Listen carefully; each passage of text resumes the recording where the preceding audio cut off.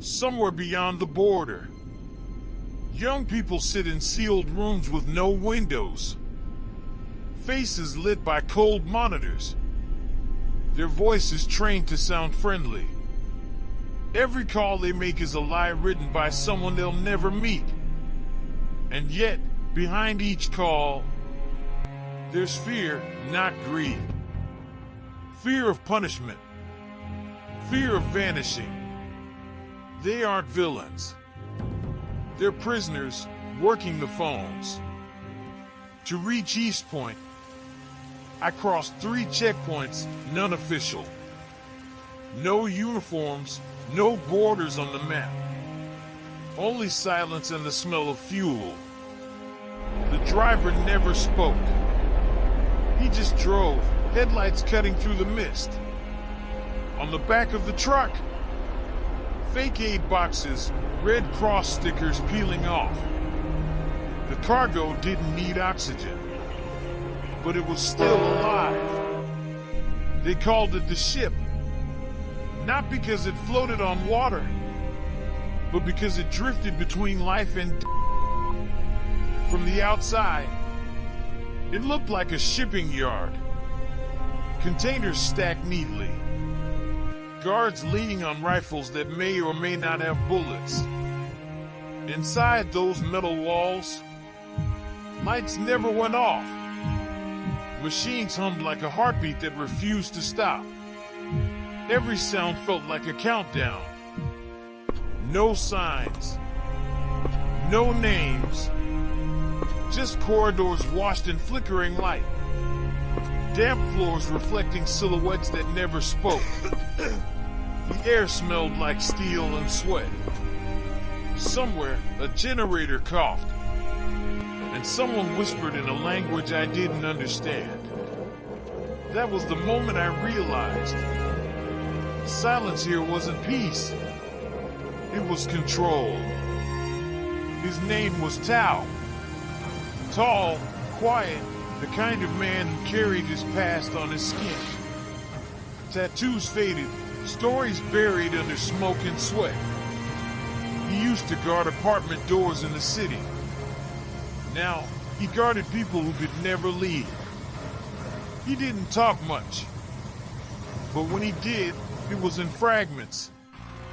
Like someone afraid of hearing his own truth.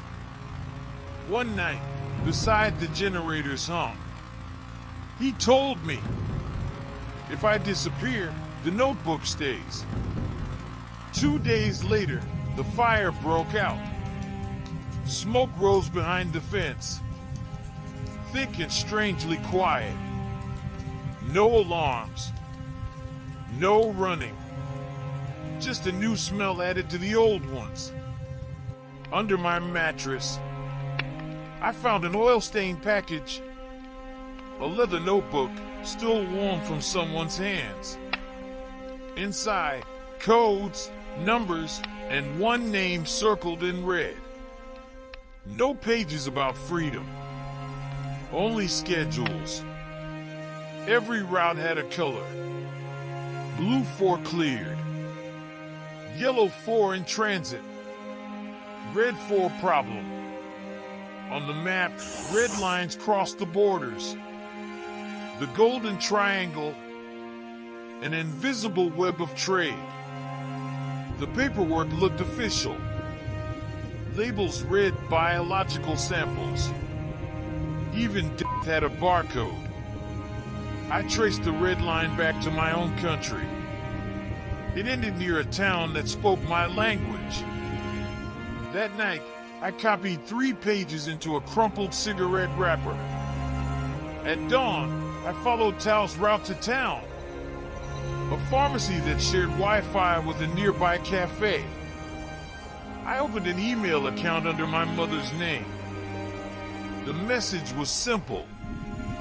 This isn't spam. I'm near the border. A trafficking network. These are victim codes. Don't save me. Save the next person. The signal blinked. No sent. No failed. Just waiting. My breath held too long. I walked back through the fog, heart pounding not from fear, but from the weight of what I'd seen. Somewhere behind me, smoke curled from the compound again. I didn't know if my message reached anyone. Half hope, half silence, and the hum of the generator kept going. He thought the message would save someone. He didn't know they had already marked him. To be continued. If you like this story, please like, comment and subscribe. Part 2 will be out soon.